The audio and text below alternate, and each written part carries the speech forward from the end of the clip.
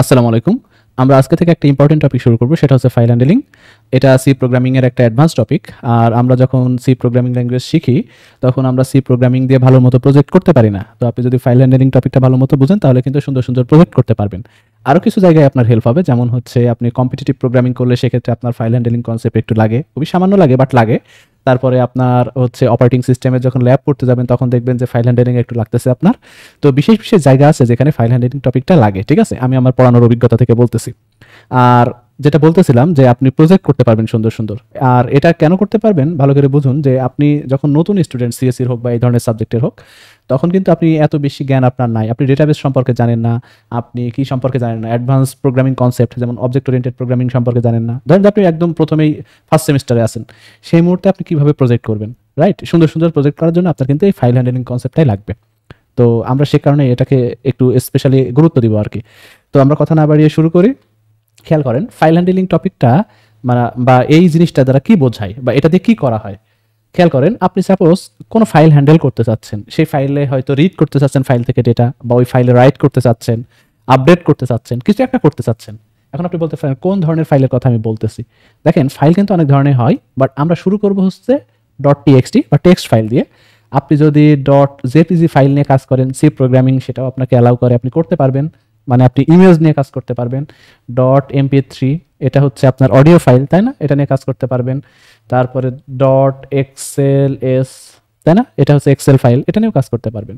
তো আপনার হাতে কিন্তু অনেক ধরনের অপশন আছে। তো আমরা শুরুতে এই টিএক্সটি ফাইলটা বুঝবো।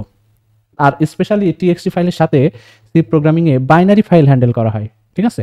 Binary file. এখন এই টিএক্সটি ফাইলের সাথে কিন্তু বাইনারি ফাইলের একটু ডিফারেন্স আছে। তো জেনারেলি বাইনারি ফাইলের সাথে কাজ করা হয়। তো আমরা টিএক্সটি ফাইল আগে শিখবো, তারপরে আস্তে আস্তে বাইনারি ফাইলের দিকে যাবো, ঠিক আছে? তো এখন আমরা এই টিএক্সটি ফাইলের জন্য প্রথম আমাদের কাজটা কি হবে দেখেন। ফাইল হ্যান্ডলিংয়ে টোটালটাই একটা পয়েন্টারের উপর ডিপেন্ড করে, যেটা হচ্ছে ফাইল পয়েন্টার বলে।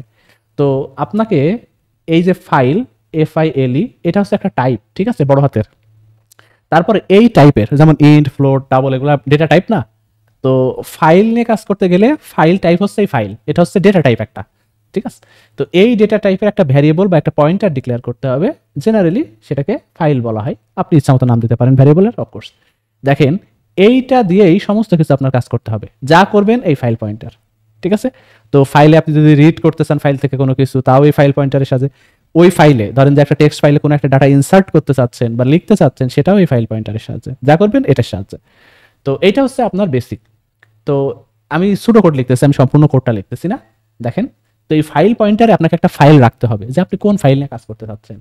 তো ধরেন আমরা একটা ফাইল ওপেন করতেছি, ওপেন, এটাকে এফ ওপেন বলে, ফাইল ওপেন। তো যতক্ষণ মানে ফাইল নিয়ে কাজ করার সময় দেখবেন যে সব ফাংশনের নামে এফ লেখা, মানে এই ফাংশনগুলা স্পেশালি ফর ফাইল হ্যান্ডলিং, ঠিক আছে? File, F for file. তো এফ ওপেন, আপনারা ধরেন যে একটা ফাইল ওপেন করতেছেন, ইচ্ছা মতো একটা ফাইল এখানে নাম দিতে পারেন। তারপরে আরো কিছু থাকে, আমি লিখতেছি না ওগুলা, জাস্ট বেসিকটা বলতেছি। তাহলে এটার আইডিয়া হচ্ছে আপনার একটা ফাইলকে ওপেন করতে হবে, ওপেন করে আপনার একটা ফাইল পয়েন্টার রাখতে হবে, তার মানে ওই পয়েন্টারে এখন এই ফাইলটা আছে, ঠিক আছে? তারপরে চেক করতে হবে, এটা বেসিক কোডের কথা বলতেছি, চেক করতে হবে কি, যে আপনার এই পয়েন্টারটা কি নাল, মানে এই পয়েন্টারে কি ফাইলটা আসছে নাকি আসে নাই। তো এই কারণে এখানে একটা ডিসিশন নেওয়া হয় যে ফাইল এটা নাল কিনা। নাল মানে কি? নাল থাকা মানে হচ্ছে আসলে ফাইলটা এখানে আসে নাই, এই পয়েন্টারে আসে নাই, ঠিক আছে? আর নাল না থাকা মানে আসছে। তো আমরা চেক করব যে ফাইলটা কি নাল। নাল থাকা মানে ফাইল ওপেন হয় নাই, ফাইল ইজ নট ওপেনড, ঠিক আছে? ঠিক আছে। আর যদি না হয় সেক্ষেত্রে আপনি বলতে পারেন যে file is opened, file is opened, null না হইলে। এটা হচ্ছে বেসিক, ঠিক আছে? তারপরে আমাদের কি করতে হয়, এখানে যা করার করবেন আপনি। তাহলে ফাইলটা রাখলেন, ফাইলটা ওপেন হয়েছে কিনা আগে ডিসিশন নিলেন, ফাইল ওপেন হইলে তারপরে রেস্ট অফ দা। ফাইল না ওপেন হইলে ওখানে কিন্তু শেষ, আমাদের ওটা রিটার্ন করে দিতে হবে। তো এই যে ফাইল এখানে কাজ হবে, যা খুশি লিখবেন আপনি চেকিং এর পরে। তারপরে সমস্ত কাজ করার পরে আপনাকে আরেকটা কাজ করতে হবে, এটা কি? এটাকে বলা হয় ক্লোজিং ফাংশন। তার মানে ওপেন করে ফাইল পয়েন্টারে রাখা, কাজকর্ম করছেন ফাইলের উপরে, তারপরে ফাইলটাকে আবার আগের মতো ক্লোজ করে দিতে হবে। তো লাস্টে একটা ফাংশন ব্যবহার করা হয় যেটা এফ ক্লোজ। আপনি জানেন এফ মানে কি? File, file close. এবং যেই পয়েন্টারে ওই ফাইলটা ছিল বা যেই পয়েন্টারে ফাইলটা আপনি ক্লোজ করতেছেন সেই পয়েন্টারটা দিতে হবে। তো আমাদের এখন একটা ফাইল নিয়ে কাজ করতেছে যেটা এই ফাইল পয়েন্টারে আছে। তো আমি ওই জাস্ট ফাইল ওই পয়েন্টারটা দিয়ে দিলাম, তাহলে এখানে ক্লোজ হয়ে গেল, রাইট?